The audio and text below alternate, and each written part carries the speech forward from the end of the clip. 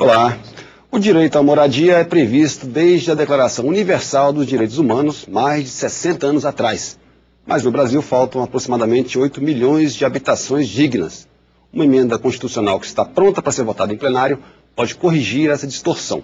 A proposta prevê um percentual mínimo de investimentos no setor.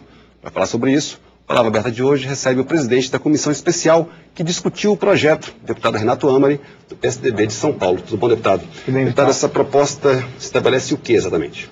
Na verdade, ela cria um fundo de habitação de interesse social. Né?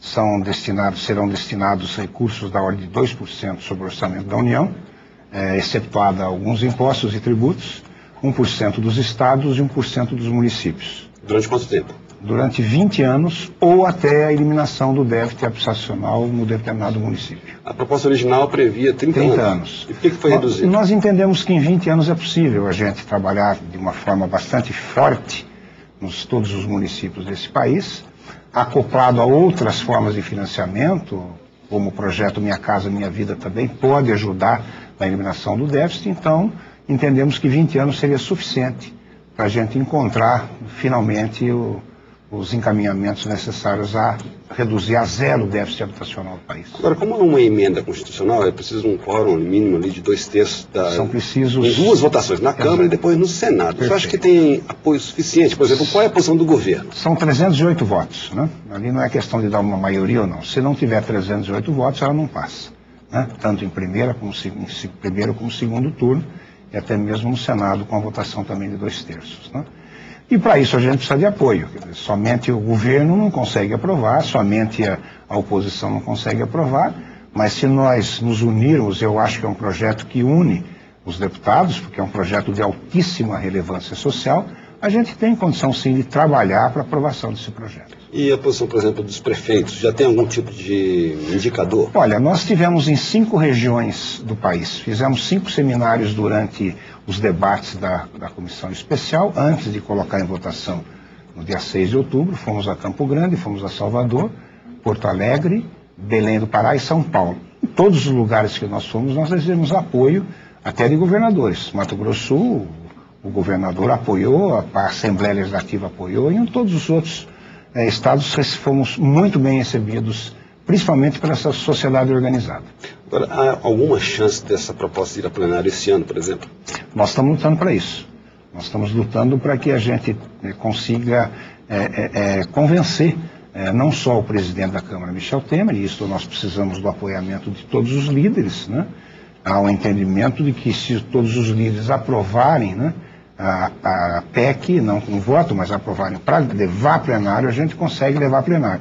Mas antes de levar, a gente precisa também convencer, né, o governo federal e os ministérios, principalmente o Ministério da Fazenda, no sentido de disponibilizar esta verba. Hoje, segundo os cálculos que fizemos, chega a 5 bilhões e 700 milhões esse fundo.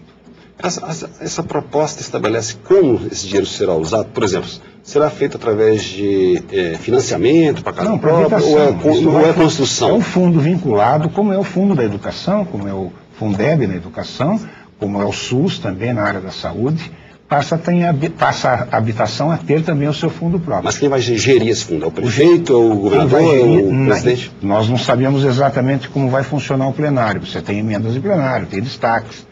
Né? Mas inicialmente a ideia é que o município faça a gestão com a fiscalização do Estado e da União. Ou seja, aloque esse recurso para a moradia. Pode ser através de financiamento? Exclusivamente para a moradia. Esse programa do governo que foi criado por meio de uma medida provisória, Minha Casa Minha Vida, de certa forma abrange a proposta também. Perfeito. Ou é diferente? São 2 agora, passariam a ser 2 os vetores e as vertentes básicas para você conseguir recursos para habitação de interesse social, de 1 a 3 salários mínimos, né? Que seria Minha Casa Minha Vida, né? E seria também o fundo de habitação. Esse cálculo de que existe um déficit habitacional de 8 milhões de moradias no Brasil abrange, por exemplo, também as favelas? Sim, claro. Palafitas, todas essas moradias consideradas... Favelas, cortiços, tudo que existe no Brasil, principalmente no Rio de Janeiro, né? Em São Paulo também, Minas Gerais, né? Onde os focos de submoradias são mais evidentes e nós temos que combatê-los. Agora, mas é o bom combate. Para que isso aconteça, esse combate, e como existe essa previsão de que resolve-se esse problema das favelas, uma das medidas seria a regularização dessas áreas que, em sua grande maioria, são ilegais? Olha, eu fui prefeito de Sorocaba, no estado de São Paulo, durante 8 anos, de 1997 a 2004, e lá eu fiz um projeto, né, não só de assentamento habitacional, como de desfavelamento. E também com projetos de regularização fundiária no próprio local, né, onde estariam instaladas as favelas. E nós conseguimos sucesso nas três pontas, vamos chamar assim. Nós conseguimos fazer alguma regularização fundiária, abrindo ruas, fazendo guias, captação de água, de esgoto. Fizemos uma espécie de um loteamento mesmo dentro da própria favela. E outros locais não era possível fazer. Você não tinha espaço para fazer o sistema viário, para fazer as ruas e tudo mais. Então esses tinham que ser deslocados de um lugar para outro. Mas eu acho que o segredo disso é a pessoa que vai ser deslocada gostar do lugar onde vai ser indicado para que ela more. Porque senão não adianta. Porque ela está lá mal localizada ou não, mas ela já aprendeu a gostar daquele pedaço de chão, dos vizinhos e tudo mais. Então a gente tem que... É um trabalho que precisa muito ser, assim, ajustado até por assistentes sociais. Você acha que a regularização fundiária das favelas é também uma das armas para combater a criminalidade e segurança pública? Sim. Tem relação uma coisa com a outra? Não só a segurança pública, como saúde, né? Saúde que passa a ser curativa, não mais preventiva, a área da saúde, a área do esporte, do lazer, da vida em sociedade, da cultura, tudo. Se você conseguir deslocar com sucesso pessoas para morarem de forma digna e que tenham endereço, porque que estão na favela eles não têm endereço.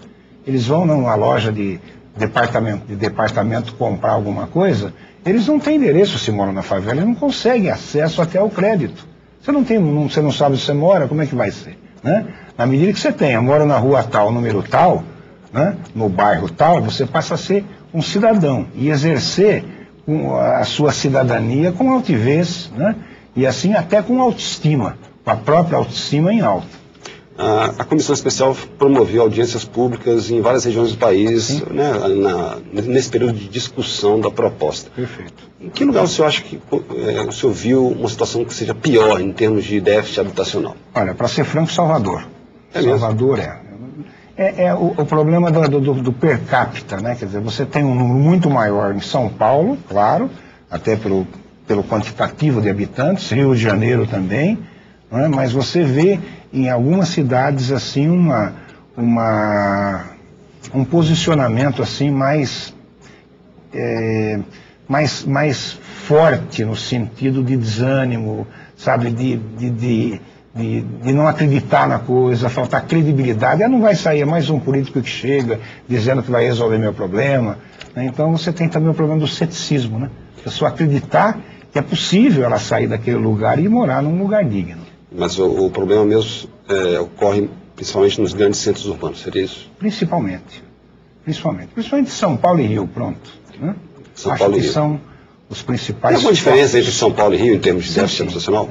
Tem alguma diferença entre os dois? Eu não sei os números exatos, né, de cada um de per si. A gente tem esse número de 8 milhões, que a gente trabalha entre 7 milhões e 800 a 8 milhões ainda no Brasil todo. E o senhor acha que em quanto tempo poderia se resolver esse problema se for aplicado o que prevê o projeto? 20 anos. 20 anos. Contando também os recursos que seriam alocados pelo programa Minha Casa Minha Vida e outros programas de financiamento que nós temos na Caixa Econômica Federal. Com isso a gente consegue, acredito eu, chegarmos a um ponto de equilíbrio da sociedade, dando condição de vida e de qualidade de vida para todo esse povo que ainda não tem sua casa própria. Eu quero agradecer a presença do deputado Renato Amari, PSDB de São Paulo, no Palavra Aberta. O deputado veio discutir uma proposta que está em tramitação na Câmara, que pretende resolver o problema do déficit habitacional do Brasil em 20 anos. Obrigado a você por sua audiência. Até a próxima.